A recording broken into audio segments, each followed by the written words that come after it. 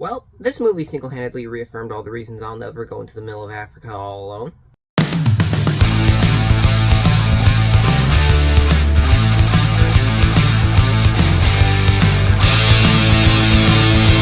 Beast was directed by Baltar Kamalakar, I believe his name is, and it stars Idris Elba, Sharito Copley, Leah Jeffries, and Ayanna Halley. And in this movie, a doctor who has now been widowed thanks to his wife's passing takes his daughters out in an African safari to try to reunite with them and get them back to nature with the help of a guide played by Sharito Copley. But along the way, they run into a ferocious lion which begins to stalk them. It's been behind several attacks in the area, and this soon becomes a fight for survival, and not the vacation everyone thought it was going to be. So, Beast is something, it's a movie that's coming out late in the summer. We're about to transition into September. So this is kind of like that last bit of the summer movies where we have it.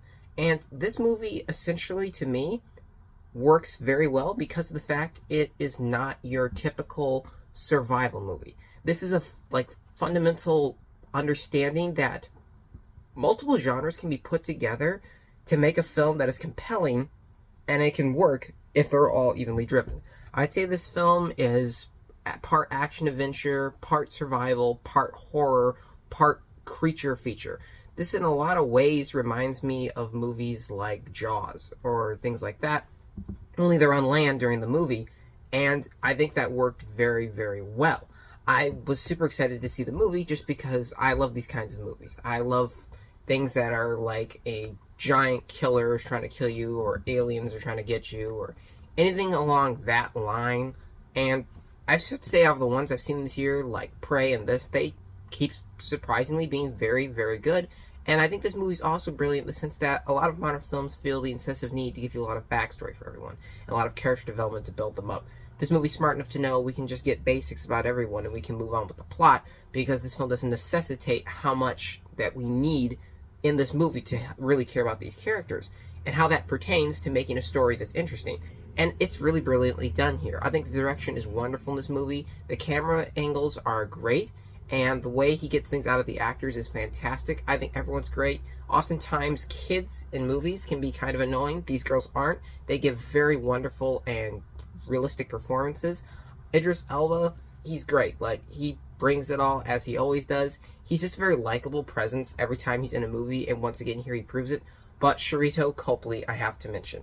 I really know Sharito Copley most from the A-Team remake movie. It's a guilty pleasure of mine, and I haven't really seen him in much since then. So seeing him get to come back and be in here was really special to me, and he didn't let me down. He really brought in the chops for this and did a great job. I loved it a lot.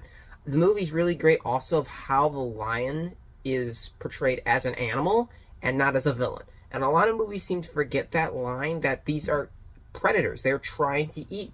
That's the only reason it's after you. It's not, or it's trying to protect its territory. It's not here just because it's a villain. And they did a good job with making this lion act like a real animal. There's a lot of fear and a lot of tension when they have to be out in the open and they're trying to find this thing, because this thing is the alpha here and it knows a lot more than they do. And as humans, they're no longer at the top. And it was just really well done. The writing was excellent in this movie. I really thought it was great the way the lion scenes were, and how at first you don't really get a clear look at the lion. It's just more like you see it doing this, and it's not in a clear view. I do have a few flaws with the movie. I think that the movie kind of plays into a few tropes of characters making poor decisions for absolutely no reason whatsoever, and I do think the movie suffers from potentially just, I'm trying to think of the words for it. It takes a story and it begins to try to go in certain directions with it without spoiling anything, and in the process it sometimes gets a little corny. That's the best way I can say it without spoiling what happens in this movie, but there's really no real flaws for me in this film. I think it's great. I think it's really well made. I think it's something you should go check out just to finish up the summer with, because it's definitely worth your time. I'm going to give Beast a 7 out of 10. So thank you guys as always so much for watching. I appreciate you, and I'll see y'all next time.